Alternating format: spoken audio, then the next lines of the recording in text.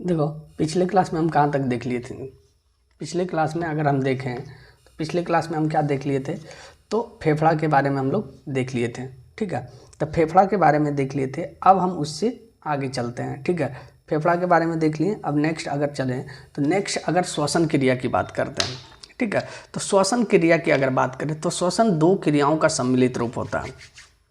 यानी कहने का अर्थ है श्वसन क्या है, एक तो क्या है, जब हम श्वसन दो भागों में होता है। एक तो हम लेने की क्रिया करते हैं और एक क्या है, वापस बाहर निकालना भी है। ये दो क्रिया में श्वसन संपन्न होती है। यानी कहने का अर्थ एक ही प्रक्रिया नहीं, श्वसन में दो प्रक्रिया होती है। एक तो होती है कि कहने का सिंपल सा है कि एक तो हम श्वसन जब हम अंदर सांस को ले रहे हैं, जब अंदर गैस को ले रहे हैं तब वो हो गया। ठीक है, दूसरा क्या है, जो अंदर गया फिर बाहर आया, जो वेस्ट मटेरियल बाहर जो आएगा गैस के रूप में, तो वो क्या कहलाएगा, तो ये भी क्या है, श्वसन का ही भाग है। तो वही बात यहाँ पर अगर समझना है तो देखो श्वसन क्रिया की अगर हम बात करें तो श्वसन क्रिया है ना, श्वसन क्रिया, श्वसन दो क्रियाओं का सम्मिलित रूप है। श्वसन कितने, यानी दो क्रियाओं का सम्मिलित रूप है। पहला अगर हम बात करें तो पहला है प्रश्वास। पहला क्या है, प्रश्वास। दूसरा क्या है, उच्छ्वास। यानी कहने का अर्थ है एक है प्रश्वास, एक है उच्छ्वास। ठीक है, यानी कहने का सिंपल सा है कि श्वसन क्रिया, तो श्वसन क्रिया दो क्रियाओं का सम्मिलित रूप है। कितने क्रियाओं का, दो क्रियाओं का। एक है प्रश्वास, है ना, एक प्रश्वास और एक उच्छ्वास है।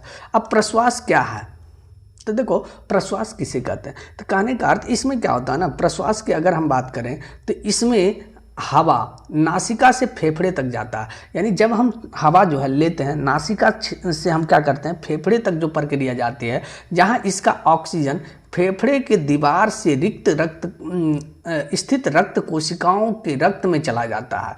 इस क्रिया को हम लोग क्या कहते हैं, प्रश्वास कहते हैं। यानी कहने का अर्थ सिंपल, देखो प्रश्वास क्या है, यानी सांस लेने की प्रक्रिया। प्रश्वास मतलब सिंपल सी समझो कि सांस लेने की प्रक्रिया क्या कहलाता है, प्रश्वास कहलाता है। ये प्रोसेस है सांस, जैसे हम मनुष्य की अगर बात करें, मनुष्य कैसे सांस लेता है, कल समझा रहे थे क्या, कि हम जब हम लेते हैं तो यहाँ कहने का अर्थ वायुमंडल में जितना भी गैस है सभी गैस हम क्या करते हैं, सांस के रूप में लेते हैं। नाइट्रोजन भी लेते हैं, ऑक्सीजन भी लेते हैं, कार्बन डाइऑक्साइड भी लेते हैं, आर्गन भी लेते हैं और अन्य गैस भी लेते हैं। ठीक है, यानी कहने का अर्थ जितना वायुमंडल में गैस स्थित है सभी गैस हम सांस के रूप में लेते हैं। तो सभी गैस सांस के रूप में लेते हैं, तो सिंपल सी बात, जितना भी गैस है सब सांस के रूप में ले रहे हैं। तो कहने का अर्थ जब हम सांस लेते हैं तो ये नासिका छिद्र के द्वारा कहाँ तक जाता है, फेफड़े तक जाता है। कहाँ तक जाता है, फेफड़े तक जाता है। अब फेफड़े में बालों से कनेक्टेड क्या होता है, ब्लड सेल्स कनेक्टेड होता है, यानी रक्त कोशिका क्या होता है, कनेक्टेड होता है। तो वो जो फेफड़े के दीवार में रक्त कोशिका क्या होता है, कनेक्टेड होता है, वही।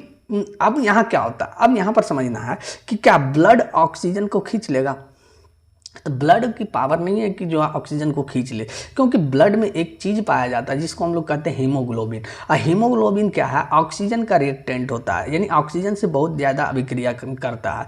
तो जो हीमोग्लोबिन है ना, हीमोग्लोबिन किसमें, ब्लड में। तो कहने का अर्थ वो क्या होता है कि जो फेफड़ा तक गैस आया तो उसमें से नाइट्रोजन भी है, ऑक्सीजन भी है, कार्बन डाइऑक्साइड भी है, अन्य गैस भी है, आर्गन भी है, लेकिन उसको लेना क्या है, तो ऑक्सीजन, सिर्फ ऑक्सीजन को लेता है। और जो ब्लड में बाकी वेस्ट मटेरियल है, कार्बन डाइऑक्साइड है या और जो भी गैस बना है, उसको क्या करता है, फेफड़ा को वापस लौटा देता है और फेफड़ा उसको कैच करता है और फिर जो है वो बाहर निकाल देता है। तो कहने का अर्थ सिंपल सा, हम क्या बोले कि नासिका छिद्र के द्वारा फेफड़े तक जो ब्लड यानी ऑक्सीजन पहुंचता है, वो रक्त कोशिका क्या करता है, कैच करता है। तो ये प्रक्रिया क्या कहलाता है, प्रश्वास कहलाता है। यहां तक बात समझ में आएगा, प्रश्वास क्या है,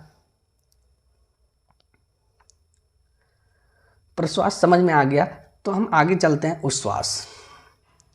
ठीक है, अब देखते हैं उच्छ्वास। उच्छ्वास क्या है, ठीक है, तो देखो इसके अंतर्गत क्या होता है, रक्त से फेफड़े में आया कार्बन डाइऑक्साइड या बची हुई हवा के साथ नासिका के से बाहर निकल जाता है।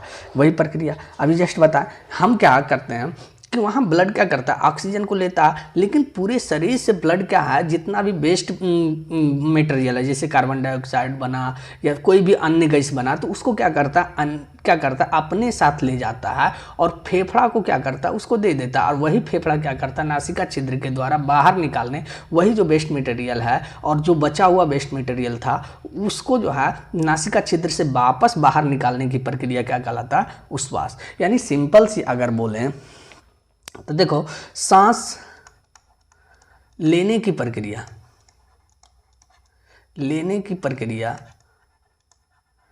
है ना, प्रश्वास कहलाता है।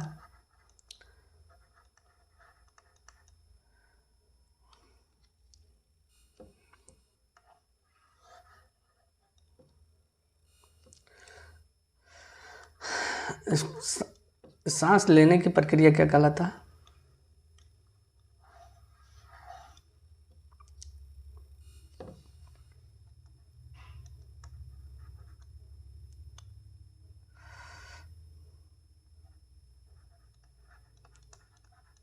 प्रश्वास कहलाता है। और सांस छोड़ने की प्रक्रिया, सांस छोड़ने की प्रक्रिया उच्छ्वास कहलाता है।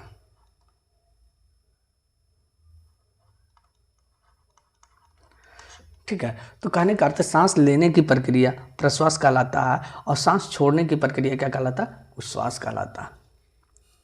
अब यहाँ तक अगर बात समझ में आ गई हो तो थम्स अप करें। ठीक है, अब देखो नेक्स्ट अगर हम बात करें कि श्वसन, तो देखो अगला पॉइंट क्या है कि श्वसन की दो अवस्थाएं, प्रश्वास यानी श्वसन के कितने अवस्था, दो। प्रश्वास क्या है ये समझ में आ गया, उच्छ्वास क्या है ये भी बात समझ में आ गई। तो श्वसन की जो दो अवस्थाएं हैं, प्रश्वास है ना, प्रश्वास और क्या, उच्छ्वास, ये दोनों मिलकर क्या करता है, ये दोनों मिलकर क्या बनता है, श्वासोच्छ्वास कहलाता है। यानी ये दोनों जब मिलेगा तो ये क्या कहलाएगा, श्वासोच्छ्वास, यानी कहने का अर्थ है श्वासोच्छ्वास कहलाता है। ठीक है, या इसी को हम लोग क्या कहते हैं, ब्रीदिंग कहते हैं। क्या कहते हैं, ब्रीदिंग कहते हैं। यानी कहने का अर्थ है सांस लेने की प्रक्रिया, छोड़ने की प्रक्रिया पूरी तरह से क्या कहलाता है, ब्रीदिंग कहलाता है। ठीक है, ये बात समझ में आ गया। अगला पॉइंट चलते हैं, है ना। तो अगला पॉइंट की अगर हम बात करते हैं तो अगला पॉइंट क्या है कि फेफड़े में गैस, श्वसन गैसों का आदान प्रदान, फेफड़े में श्वसन गैसों का आदान प्रदान। फेफड़े जो है श्वसन गैस क्या है, ऑक्सीजन और कार्बन डाइऑक्साइड का आदान प्रदान कैसे करता है, तो इसके बारे में देखेंगे। तो प्रश्वास के द्वारा, है ना, तो प्रश्वास के द्वारा वायुमंडलीय हवा नासिका तथा श्वासनली से होते हुए कहाँ तक जाता है, फेफड़े के वायु कोशिका में पहुँचती है और वायु कोशिका के चारों ओर रक्त कोशिका का घना जाल होता है और शरीर के विभिन्न भागों से अनॉक्सीकृत रक्त पहले हृदय में पहुंचता है, जहां इसे फेफड़ों में भेज दिया जाता है। ऐसे रक्त को क्षीरीय रक्त भी कहते हैं। अब देखो यहाँ पर बात समझना, क्योंकि अगर सिंपल सी देखो, हमारे शरीर में जो ब्लड प्रवाहित होता है दो तरह से होता है। एक तो होता है ऑक्सीकृत रक्त, एक होता है अनॉक्सीकृत रक्त। ऑक्सीकृत रक्त क्या, जब फेफड़ा से ऑक्सीजन को कलेक्ट करता है, ठीक है, तो जब फेफड़ा से ऑक्सीजन को कलेक्ट करता है कौन, ब्लड, और यही ब्लड जब कलेक्ट करता है, जब ब्लड में आके ऑक्सीजन मिल जाता है तो वही क्या कहलाता है, ऑक्सीकृत रक्त कहलाता है।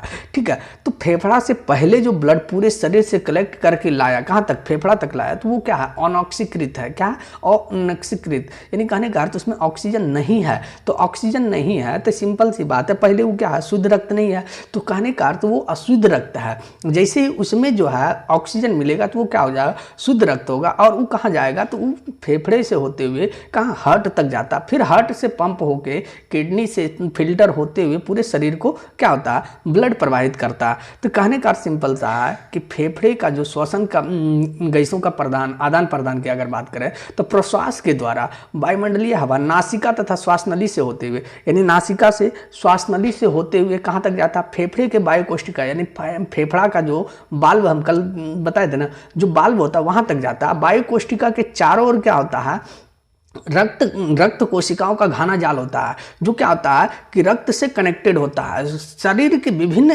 भागों से, यानी शरीर के जितना भी भाग है। क्योंकि देखो हमारे शरीर को ऑक्सीजन पहुंचाने का काम कौन करता है, तो ब्लड ही क्या करता है, हमारे पूरे शरीर को ऑक्सीजन की आपूर्ति करता है। ठीक है, तो कहने का अर्थ जब जहाँ ऑक्सीजन ले गया, मान लो कि यहाँ अंगुली, तो कहने का अर्थ यहाँ पर ऑक्सीजन यूज कर लिया, तो ऑक्सीजन जब यूज कर लिया तो यहाँ तो कोई और गैस बनेगा ना। जब ऑक्सीजन यूज कर लिया तो यहाँ जो ऑक्सीजन, अब जो ब्लड बचेगा, क्योंकि ऑक्सीजन यूज कर लिया, अब जो ब्लड बचा क्या बचा, अशुद्ध रक्त बचा। यानी इसमें ब्लड में ऑक्सीजन नहीं है, तो ऑक्सीजन नहीं है तो वापस ब्लड कहाँ जाएगा, तो ये ब्लड कहाँ जाएगा, धीरे धीरे कहाँ, हार्ट तक जाएगा, हार्ट पंप फिर कहाँ करेगा, कहाँ, फेफड़ा तक जाएगा। तो कहने का अर्थ ये प्रोसेस होता है, यानी कहने का अर्थ ये सर्कल चलता है, यानी शुद्ध रक्त और अशुद्ध रक्त। तो कहने का अर्थ सिंपल सा है, शरीर के विभिन्न भागों से अनॉक्सीकृत रक्त पहले हृदय तक पहुँचता है, जहाँ इसे फेफड़ों में भेज दिया जाता है, हृदय से फिर कहाँ भेज दिया जाता है, फेफड़ा में। और ऐसे ही रक्त को क्या कहते हैं, क्षीरीय रक्त कहते हैं। तो ये सब जो रक्त गया, तो कहने का अर्थ पहले देखो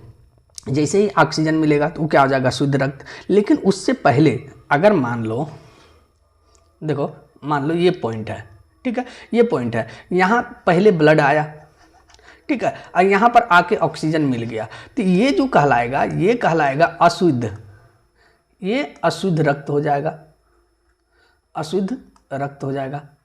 ठीक है, लेकिन ऑक्सीजन मिलने के पश्चात जो बनेगा ये क्या हो जाएगा, शुद्ध रक्त हो जाएगा। तो कहने का अर्थ है सिंपल सा, ये कहाँ से आया, ये रक्त कहाँ से, हृदय से पंप किया, हृदय से पंप किया, और ये शुद्ध रक्त होने के बाद ये फिर कहाँ जाएगा, तो ये भी जाएगा कहाँ, हृदय में जाएगा। तो कहने का अर्थ ये प्रोसेस होता है, ये सर्कल होता है, इसी सर्कल के थ्रू क्या हमारे शरीर में रक्त का परिसंचरण होता है। यहाँ तक अगर बात समझ में आ गई हो तो आगे चलते हैं। ठीक है, आगे चलते हैं और देखते हैं आगे क्या है। अगला नेक्स्ट पॉइंट क्या है कि वायु कोशिका, वायु कोशिका में स्थित वायुमंडलीय हवा में करीब 21% ऑक्सीजन है। तो वायुमंडल में कितना, कल ही बताए थे 21% ऑक्सीजन होता है ना, 21% ऑक्सीजन होता है, जबकि रक्त कोशिका में स्थित क्षीरीय रक्त में ऑक्सीजन की मात्रा अपेक्षाकृत बहुत कम होती है। यानी जो क्षीरीय रक्त, अशुद्ध रक्त में, उसमें ऑक्सीजन की मात्रा क्या है, बहुत ही कम होती है। अर्थात वायु कोशिका की हवा में ऑक्सीजन का आंशिक दबाव क्षीरीय रक्त की अपेक्षाकृत बहुत अधिक होता है, जिसके कारण ऑक्सीजन का विसरण वायु कोशिका में क्षीरीय रक्त में हो जाता है। जिसके कारण क्या है, क्योंकि हम क्या बताएं, जो ब्लड पूरे शरीर से कलेक्ट कर के हार्ट में आया, हार्ट पंप किया फेफड़ा तक, तो वो क्या होता है, अशुद्ध रक्त होता है। उसमें ऑक्सीजन की नाम मात्रा होती है, ऑक्सीजन बहुत कम मात्रा में है, क्योंकि ब्लड बिना ऑक्सीजन के चल ही नहीं सकता है। तो कहने का अर्थ जब ऑक्सीजन मिल रहा है तो उसको क्या करेगा, कलेक्ट करने का काम करेगा। तो ये कलेक्ट करने का काम करता है और ऑक्सीजन, और जो हमारे शरीर में जो ऑक्सीजन की पूर्ति कौन करता है, तो ब्लड ही करता है। ब्लड के माध्यम से पूरे शरीर में ऑक्सीजन का सप्लायर होता है। एक तरह से अगर माना जाए तो ब्लड का सप्लायर किसे माना जाता है, तो यानी ऑक्सीजन का सप्लायर ब्लड को ही माना जाता है। ठीक है, नेक्स्ट अगर अगला पॉइंट का है तो अगला पॉइंट क्या है कि रक्त में स्थित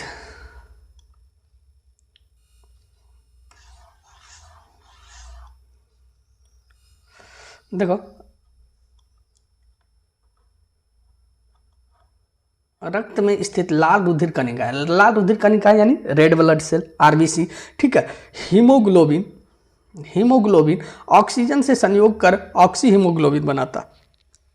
अब देखो आरबीसी में जो क्या स्थित होता है, हीमोग्लोबिन, ये जब ऑक्सीजन से मिलता है ना, तो ऑक्सीजन से मिलने के बाद ये किसका निर्माण करता है, ऑक्सी हीमोग्लोबिन का निर्माण करता है। और ऑक्सी हीमोग्लोबिन में क्या होता है, परिवर्तित हो जाता है ना, जो रक्त परिसंचरण के द्वारा शरीर के विभिन्न भागों में स्थित कोशिकाओं में पहुंच जाता है। यानी कहने का अर्थ देखो, पहला पॉइंट अगर समझना है कि रक्त जो है, रक्त में स्थित लाल रुधिर कणिकाएं जो है, उसमें क्या है, लाल रुधिर कणिकाएं के जो हीमोग्लोबिन है, ये ऑक्सीजन से संयुक्त करके किसका निर्माण करता है, ऑक्सी हीमोग्लोबिन का निर्माण करता है, जो रक्त परिसंचरण के द्वारा शरीर के विभिन्न अंगों में, हमारे जो शरीर के विभिन्न अंगों में जो कोशिका है वहाँ तक पहुँचाने का जो काम है किसका है, तो ऑक्सीजन को पहुँचाने का काम किसका होता है, तो यही ब्लड का होता है। कौन, आरबीसी। बाकी तो ब्लड के बारे में पढ़ेंगे कि ब्लड कितने प्रकार के होते हैं। ब्लड 2 प्रकार के, आरबीसी और डब्ल्यूबीसी होता है। ठीक है, तो ये ब्लड तो आगे हम पढ़ेंगे, उससे पहले यहाँ पर सिर्फ हम श्वसन के बारे में पढ़ रहे हैं, कैसे क्या, इससे क्या श्वसन की प्रक्रिया होती है। ठीक है। अब देखो ये तो ऑक्सी हीमोग्लोबिन का निर्माण कैसे हो गया, ये समझ में आ गया कि जब, यानी कहने का अर्थ है जब हीमोग्लोबिन में ऑक्सीजन मिलता है तो क्या चीज़ बनता है, ऑक्सी हीमोग्लोबिन बनता है। अब देखो यही ऑक्सी हीमोग्लोबिन पुनः टूटकर हीमोग्लोबिन तथा ऑक्सीजन बना देता है। यानी यही ऑक्सी हीमोग्लोबिन जो है पुनः टूट जाता है, जब कोशिका के पास पहुंचता है ये पुनः टूट जाता है। इस तरह ऑक्सीजन विभिन्न कोशिकाओं तक पहुंचता है, इस प्रकार जो है ऑक्सीजन जो है उसी के थ्रू जो है शरीर के अन्य कोशिका, यानी कहने का अर्थ प्रत्येक कोशिका तक पहुंचने का कार्य करता है, जहां इसका उपयोग भोजन अणुओं तथा ऑक्सीकृत ऊर्जा उत्पादन के लिए किया जाता है। इसके पश्चात उत्पन्न कार्बन डाइऑक्साइड, कहने का अर्थ है देखो बात को समझना, ठीक है, कि ऑक्सी हीमोग्लोबिन क्या है, जैसे क्या है सिंपल से अगर हम बात करें कि हीमोग्लोबिन है ना और ऑक्सीजन मिला तो क्या चीज़ बना, ऑक्सीजन मिला तो ऑक्सी हीमोग्लोबिन का निर्माण किया, ऑक्सी हीमोग्लोबिन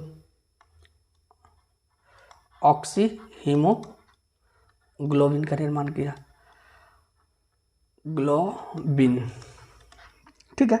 और यही ऑक्सी हीमोग्लोबिन जो है हमारे शरीर तक पहुंचकर फिर वापस जो है टूट जाता है, वापस टूट के फिर क्या बनाता है तो हीमोग्लोबिन प्लस ऑक्सीजन का निर्माण करता है। और इसी के थ्रू जो हमारे शरीर के विभिन्न कोशिकाओं तक क्या है तो ऑक्सीजन का पहुंचता है, ऑक्सीजन हमारे विभिन्न कोशिकाओं तक पहुंचता है ऑक्सीजन। और यही ऑक्सीजन का उपयोग हम लोग जो है भोजन अणुओं को ऑक्सीकृत करने में, जो भोजन हम लोग करते हैं तो उसमें उसको भी तोड़ने में क्या है यानी ऑक्सीकृत करने में भी ऑक्सीजन का ज़रूरत होता है, और उससे ऊर्जा निर्माण करने में भी क्या, क्योंकि भोजन जब तक टूटेगा नहीं ऊर्जा का निर्माण नहीं होगा। तो हमारे शरीर को जो ऑक्सीजन की आवश्यकता होती है भोजन के अणुओं को तोड़ के यानी ऑक्सीकृत करके ऊर्जा निर्माण, तब तक अगर ऑक्सीजन नहीं पहुंच रहा, जब तक ऑक्सीजन नहीं पहुंचेगा तब तक हमको ऊर्जा प्राप्ति नहीं हो सकती है। इसके पश्चात उत्पन्न कार्बन डाइऑक्साइड जो है फिर विसरण द्वारा कोशिकाओं से रक्त में पहुंचता है, और यहाँ रक्त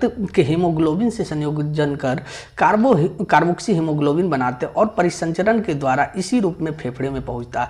यानी कहने का अर्थ देखो अब क्या है थोड़ा समझो, जैसे ये ऑक्सी हीमोग्लोबिन है, ये ऑक्सी हीमोग्लोबिन यानी हीमोग्लोबिन और ऑक्सीजन मिलकर ऑक्सी हीमोग्लोबिन बनाया, ये शरीर के अन्य भागों तक पहुंचा, शरीर के अन्य भागों तक पहुंचने के बाद ऑक्सीजन का उपयोग कर लिया। अब ऑक्सीजन का उपयोग कर लिया तो कोई भी गैस का तो निष्कासन होगा, अब वहाँ से कार्बन डाइऑक्साइड गैस का निर्माण हुआ। तो कार्बन डाइऑक्साइड गैस जब हीमोग्लोबिन से सहयोग मिलेगा, क्योंकि अभी तक तो ऑक्सीजन मिला हुआ था लेकिन ऑक्सीजन का यूज कर लिया तो बचा क्या, कार्बन डाइऑक्साइड गैस। वो जो निकला उससे कौन सा गैस निकला, कार्बन डाइऑक्साइड। ये जो कार्बन डाइऑक्साइड और हीमोग्लोबिन आपस में मिलेगा ये कार्बोक्सी हीमोग्लोबिन कहलाएगा। यही कार्बोक्सी हीमोग्लोबिन परिसंचरण के माध्यम से पुनः कहाँ तक जाएगा, हार्ट में जाएगा यानी हृदय में जाएगा, और हृदय फिर पंप करके कहाँ भेजेगा, फेफड़ा तक भेजेगा, और फिर उसको ऑक्सीजन लेना पड़ेगा वहाँ से। तो ये प्रोसेस चलता है, ठीक है। उसके बाद फेफड़े में जो है यानी फेफड़े में कार्बोक्सी हीमोग्लोबिन पुनः टूटकर अलग हो जाता है, यानी इसमें पुनः जो है कार्बोक्सी हीमोग्लोबिन पुनः टूट जाता है और अलग हो जाता है, और कार्बन डाइऑक्साइड उच्छ्वास के द्वारा नासिका बेस में से बाहर निकल जाता है। और यहाँ जो है देखो फेफड़ा तक पहुँचते ही कार्बोक्सी हीमोग्लोबिन फिर दो भागों में टूटता है,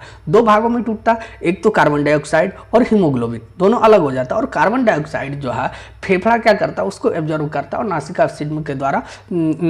छिद्र के द्वारा उसको बाहर निकाल दिया जाता है, जबकि फिर वहाँ से ऑक्सीजन कलेक्ट करके फिर जो है हीमोग्लोबिन जो है ऑक्सीजन से संयोग करके ऑक्सी हीमोग्लोबिन का निर्माण करता है। यही प्रोसेस चलता है। तो ये हमारा श्वसन का पार्ट क्या हो गया, खत्म हो गया, ठीक है। यानी अगर हम बात करें तो बायोलॉजी है ना, चैप्टर 2 है ना, द एंड, यानी कहने का अर्थ है सिंपल सा, श्वसन क्या हो गया, खत्म हो गया, यानी रेस्पिरेशन समाप्त, है ना। तो रेस्पिरेशन क्या हो गया, समाप्त हो गया। फिर मिलेंगे अगले क्लास में, ठीक है, और अगला चैप्टर के साथ। बाय बाय, जय हिंद एंड टेक केयर, ठीक है।